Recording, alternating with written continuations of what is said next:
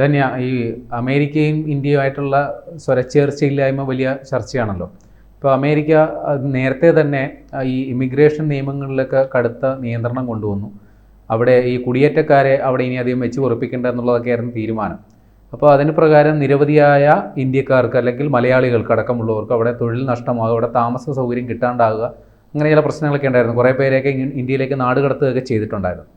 ഇപ്പോൾ ഇന്ത്യ അമേരിക്കയും തമ്മിൽ വലിയ രീതിയിൽ ഒരു യുദ്ധസമാനമായ സാഹചര്യം നിലനിൽക്കുന്നു. വലിയൊരു പ്രതിസന്ധി ഉണ്ട്. അപ്പോൾ ഇപ്പോൾ ഇന്ത്യക്കെതിരെ കടുത്ത നിലപാട് ട്രംപ് എടുക്കുന്നു. അപ്പോൾ ഇതിൽ അവിടെയുള്ള ഇന്ത്യൻ സമൂഹം, പ്രത്യേകിച്ച് മലയാളികൾ, കടുത്ത അതൃപ്തിയിലാണ് എന്നാണ് മനസ്സിലാക്കുന്നത്.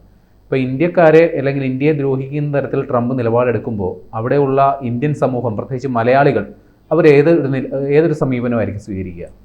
ഈ അമേരിക്കയെ സംബന്ധിച്ചിടത്തോളം അമേരിക്കയുടെ വലിയൊരു എന്താ പറയുക വളർച്ചയ്ക്ക് ഒരുപാട് സ്വാധീനം ചെലുത്തിയത് ഇന്ത്യക്കാരാണ്. അവരുടെ അമേരിക്കയുടെ സാമ്പത്തിക സാമൂഹിക മേഖലകളിൽ ഒരുപാട് സ്വാധീനം ചെലുത്താൻ ഇന്ത്യക്കാർക്ക് കഴിഞ്ഞിട്ടുണ്ട് എന്നുള്ള ഒരു റിപ്പോർട്ടാണ് ഇപ്പോൾ പുറത്തു വരുന്നത്. അവിടെയാണ് ട്രംപ് ഇത്തരത്തിൽ അമേരിക്കക്കാർ അല്ലാത്തവരെയൊക്കെ, പ്രത്യേകിച്ച് ഇന്ത്യക്കാരെയൊക്കെ ഈ ചങ്ങല കെട്ടിയൊക്കെ ഫ്ലൈറ്റിൽ കയറ്റി വിടുന്ന ഒരു സാഹചര്യമൊക്കെ ഉണ്ടാവുന്നത്.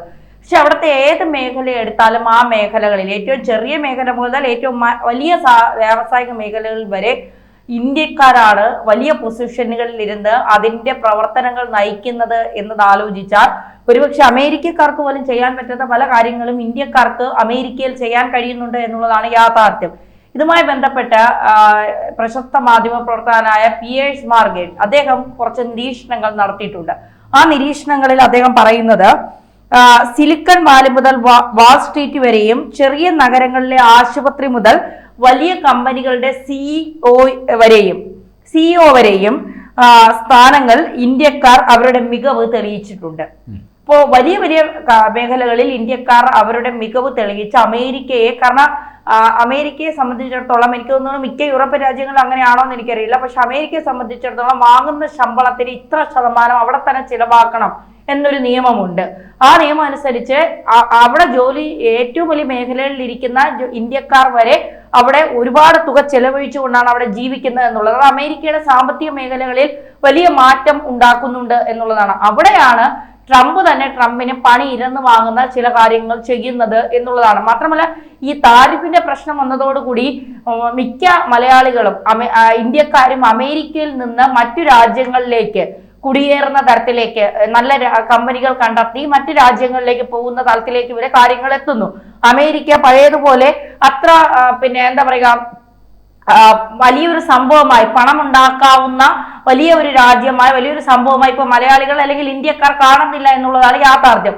അങ്ങനെ വലിയൊരു കൂട്ടം അമേരിക്കയിൽ നിന്ന് മാറുമ്പോൾ അമേരിക്കയുടെ സാമ്പത്തിക വ്യവസ്ഥ അതെങ്ങനെയാണ് ബാധിക്കുന്നത് എന്നുള്ളത്, അതായത് എല്ലാത്തിന്റെ എവിടെ ചെന്നാലും കുറെ മലയാളികൾ ഉണ്ടാവുമല്ലോ, അവരായിരിക്കും ആ രാജ്യത്തിന്റെ ഒരു പരിധി വരെയുള്ള നെടുന്തൂണുകൾ.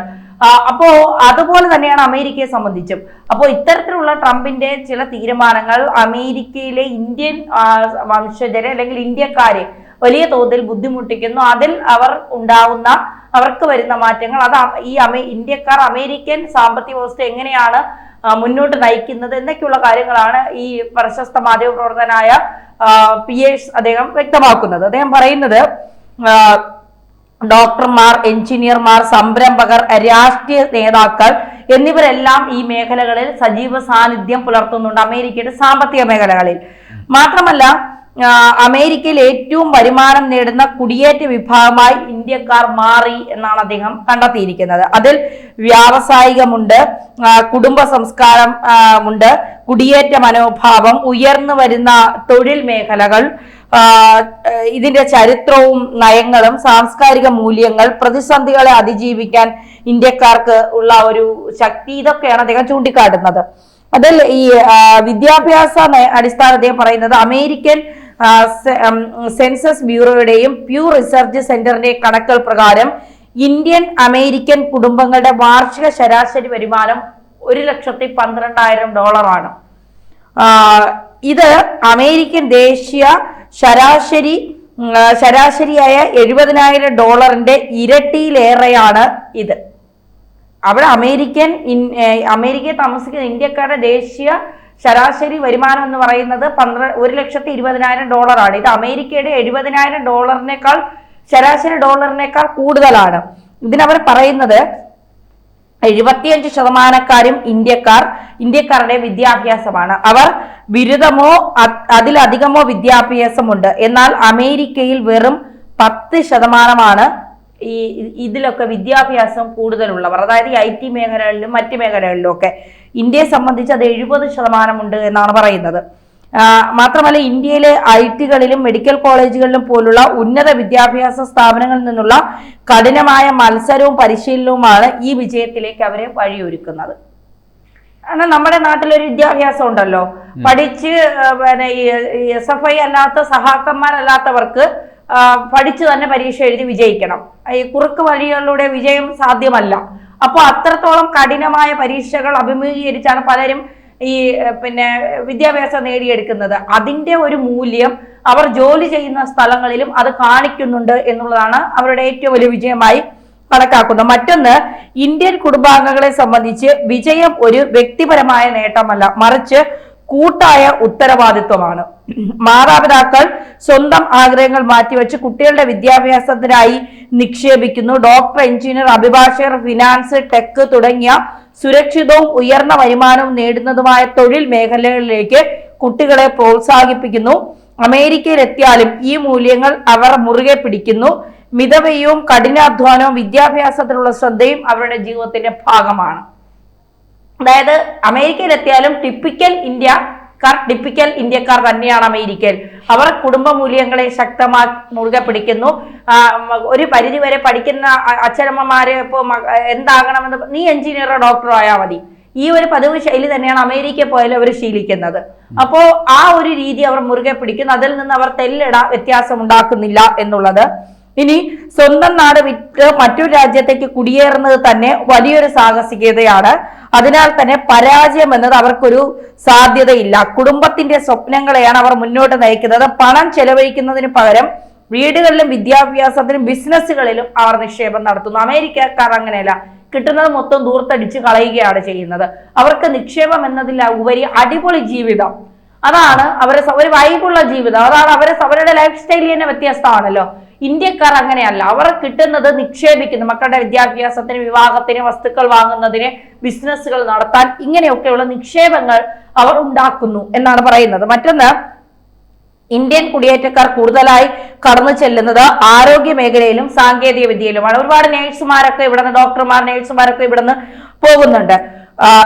ഗൂഗിളിന്റെ CEO സുന്ദർ പിച്ചെ, മൈക്രോസോഫ്റ്റ് CEO സത്യനാഥല്ലെ എന്നിവരുടെ വിജയം വ്യക്തിപരമായ നേട്ടങ്ങൾക്കപ്പുറം സമൂഹത്തിന്റെ കൂട്ടായ വിജയമായി കണക്കാക്കപ്പെടുന്നു.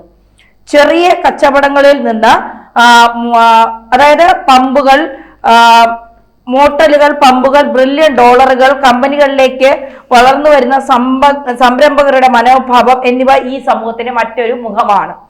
ഇനി 1965 ഇമിഗ്രേഷൻ ആൻഡ് നാഷണാലിറ്റി ആക്ട് ആണ് അമേരിക്കയിലേക്ക് വിദഗ്ധരായ കുടിയേറ്റക്കാർക്ക് വാതിൽ തുറന്നത്.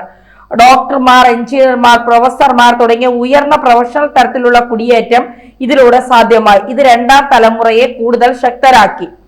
ഈ ധൈര്യം, ക്ഷമ, ദീർഘവീക്ഷണം, കരുതൽ, നിക്ഷേപം, വ്യവസായം, സാമ്പത്തിക മേഖലയിലെ മുന്നേറ്റം, കൂട്ടായ വിജയം, കൂട്ടായ്മ, ഇതെല്ലാം ഇന്ത്യക്കാര് അവിടെ അങ്ങ് പ്രാപ്തമാക്കി, ഫലപ്രാപ്തിയിലേക്ക് എത്തിച്ചു. ഇതാണ് ഒരു പരിധിവരെ അമേരിക്കയുടെ വിജയങ്ങൾക്ക് ഇന്ത്യൻ കുടിയേറ്റക്കാർ അമേരിക്കയ്ക്ക് നൽകിയ സംഭാവന എന്ന് പറയുന്നത്. ഇവിടെയാണ് ഇപ്പോൾ ട്രംപ് തുരങ്കം വച്ചിരിക്കുന്നത്. ആ തുരങ്കം ഇന്ത്യക്കാരെ സംബന്ധിച്ചിടത്തോളം, ഇന്ത്യയെ തൊട്ട് കഴിഞ്ഞാൽ അവർ വെറുതെ ഇരിക്കില്ല. സ്വാഭാവികമായി ഇന്ത്യയെ ദേശസ്നേഹമുള്ളവർ, അങ്ങനെ ഇപ്പൊ നമ്മൾ കാരണം അമേരിക്ക വളരണ്ട, അമേരിക്കയുടെ മേഖലകൾ കൂടുതൽ ശക്തി പ്രാപിക്കേണ്ട എന്ന് പറഞ്ഞുകൊണ്ട് അവർ മറ്റു രാജ്യങ്ങൾ ആശ്രയിക്കാതെ മറ്റു രാജ്യങ്ങളെ, ഇന്ത്യക്കാർ എവിടെ ചെന്നാലും ആ രാജ്യത്തെ ഒരു പരിധി വരെ അവർ സാമ്പത്തികമായി വളർത്തുമെന്നുള്ള കാര്യത്തിൽ അവരും വളരും, ആ രാജ്യത്തെ വളർത്തുമെന്നുള്ളതാണ് ഇന്ത്യക്കാരുടെ ഒരു സ്വഭാവ രീതി എന്ന് പറയുന്നത്.